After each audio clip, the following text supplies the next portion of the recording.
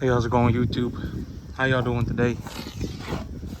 Yesterday I was sitting just making a budget for my hay, so I was kind of looking through things to make a budget for what it's going to cost me to grow this grass, because I got some rain on it, and the YouTube weather people are saying that there's going to be some rain hovering around here for about the next week, up until about the second week of this month. So there's gonna be rain just hanging around here for about another week. There is a chance that I may get about a ½ inch to 1 inch of more rain, and so I'm gonna take my chances on it. I am going to risk it for the biscuit.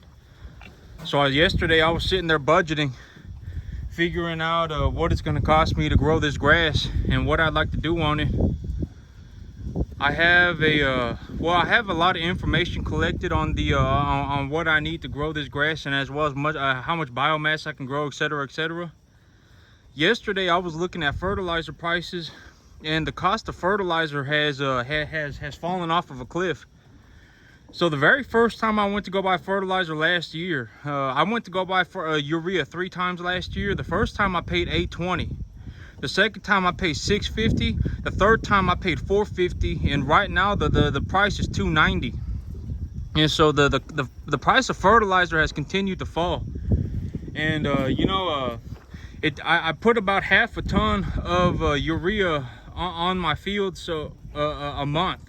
And so I put about 1,000 pounds of urea on my field a month to grow it, in terms of the nitrogen that I need. So when I look at my field and I say, okay, I need nitrogen right now, I usually end up putting about 40 to 50 pounds an acre, which is about 100 pounds of urea.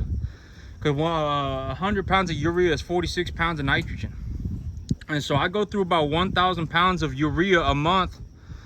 And so, that's about $150. So it cost me about $150 to grow this grass for these animals. If I need to put phosphorus, potassium, and sulfur, usually it's going to cost me about 30% more. So I'm going to go from spending $150 to spending $200. So if I wanted to put the phosphorus, potassium, sulfur on this field, it cost me about $200. If I wanted to if I was looking to just put urea on this field, it cost me $150. And so, the price of fertilizer has just been falling off of a cliff. I was taking a look when I took a look at the urea prices. I also just kind of took a look at the other markets like corn, and I was kind of just thinking about it, and I was like, you know what, next year I think what's going to happen is that next year the price of corn is going to fall. The price of corn is going to keep falling this year, but by next year it's going to fall even harder. It's going to start bottoming out next year. And when the corn prices fall like that, the downwards momentum in the corn market is going to push the cattle market higher. But here I would anticipate that in about 2 years, the price of cattle are going to start to fall. The fertilizer prices falling is going to lead the corn price to fall, because the input costs are going to drop drastically. Corn prices falling are going to cause the cattle market to go up, and then when people get an opportunity to make money, they're going to take it. And so when there's a lot of money in the cattle market, people are going to start running into the cattle market, and that's going to cause the inventory shortage to correct, and the price of cattle will start falling again. But I think it's going to take just about 2 years. So I think next year, the big thing about next year and the rest of this year is that the price of corn is going to fall. And the next year, the big thing is that the corn market is going to keep falling, and it's going to bottom out. And then the year after that, I think the cattle market is going to follow suit. And so I really got about 1.5 years to make as much money as I can on these cattle. And then after that, I may need to buy an LRP or short the cattle market or something like that. If I am going to run stocker calves, I may need to run an LRP, or I may need to look into shorting the cattle market. Because I wouldn't want to be holding on to I wouldn't want to be trying to raise a whole bunch of, if the cost of feed is real low, I wouldn't really mind if the cattle market was falling. But I'll have to see. But as of right now, like if I just got 1 inch of rain a month, I could grow enough grass to feed all of these animals for about $150 a month, about $200 a month. But I can't do anything without any rain. But that's one of the big things that, that I always say, if I can grow grass, it don't really matter what's going on with everything else.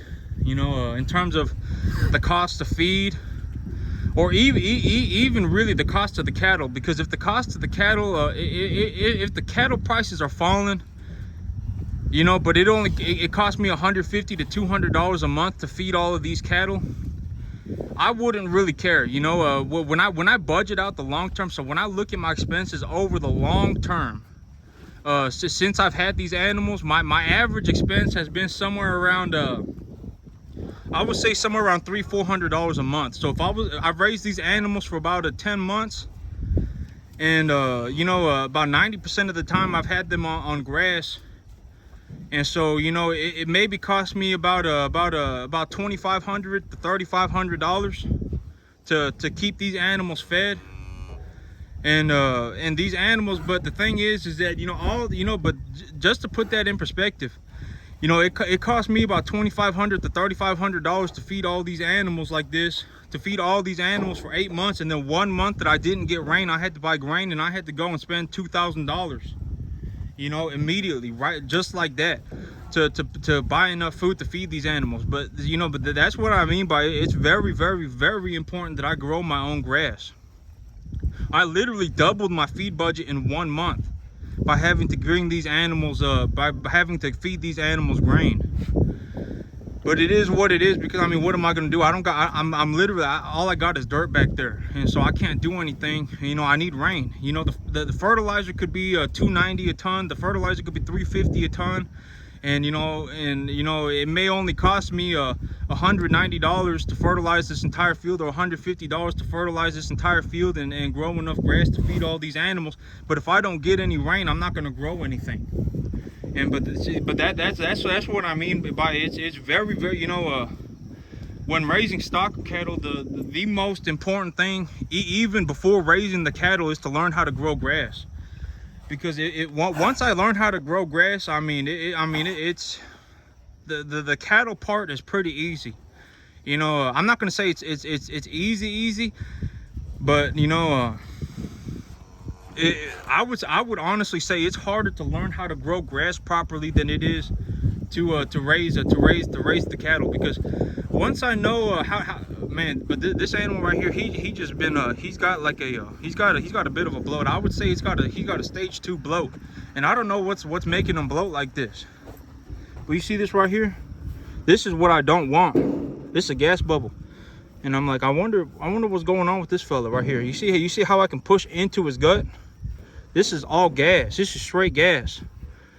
And I don't want animals bloating like this in the summertime. But he's the only one doing it, and I realized that he was doing it yesterday. But I mean, I don't know what's going on with him. But I mean, it ain't a stage 3 bloat or anything. You know, it ain't a stage 3 bloat, but I would say it's a stage 2. So I really don't want him getting any worse than that. But I don't know why he's doing that.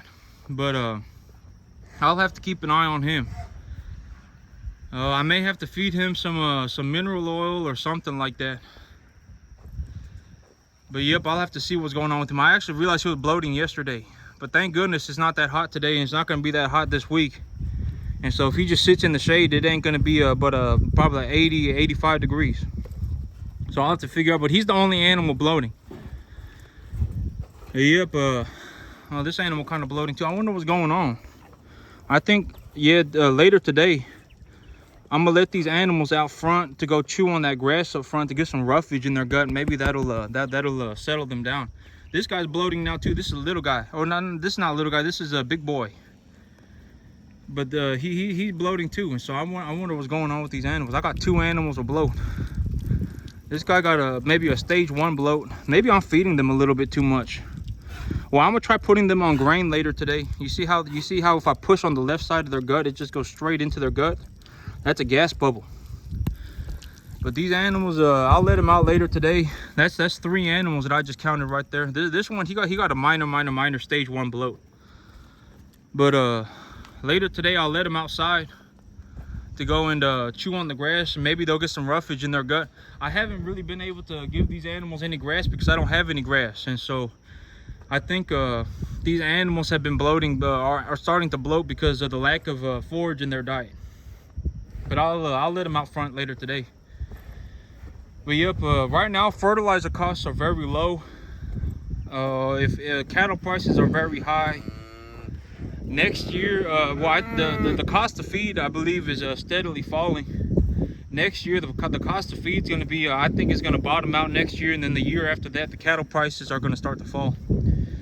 But yep, that's what I think is going on with all this cattle stuff right now.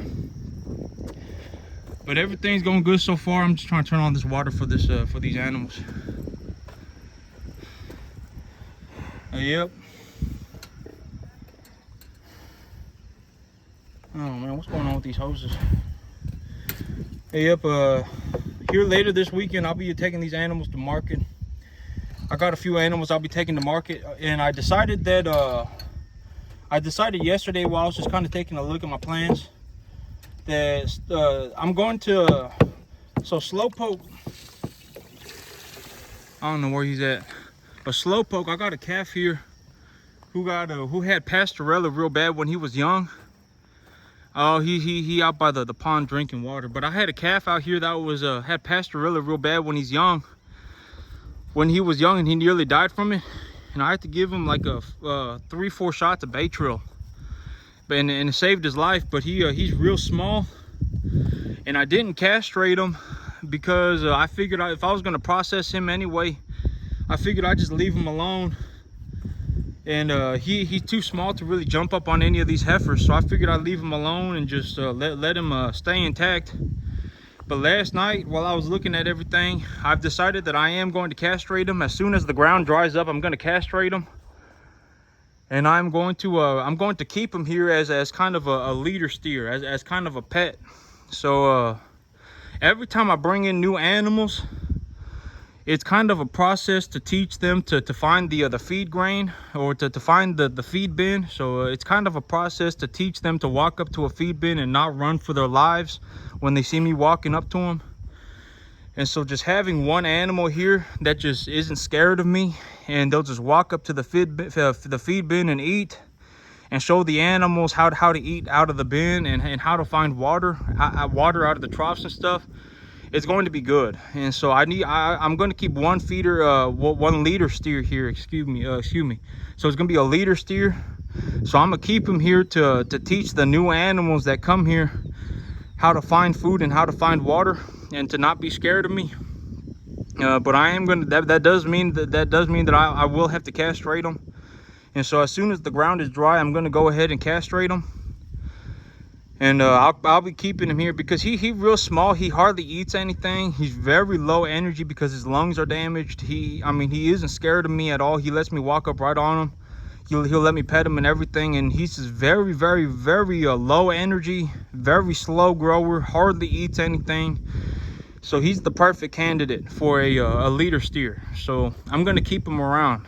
So I'm gonna castrate him, and then I'm gonna keep him around to just live on this farm, to teach new animals how to find food and how to find water, etc., etc. But yep, that's it from me today, YouTube. Y'all have a good one.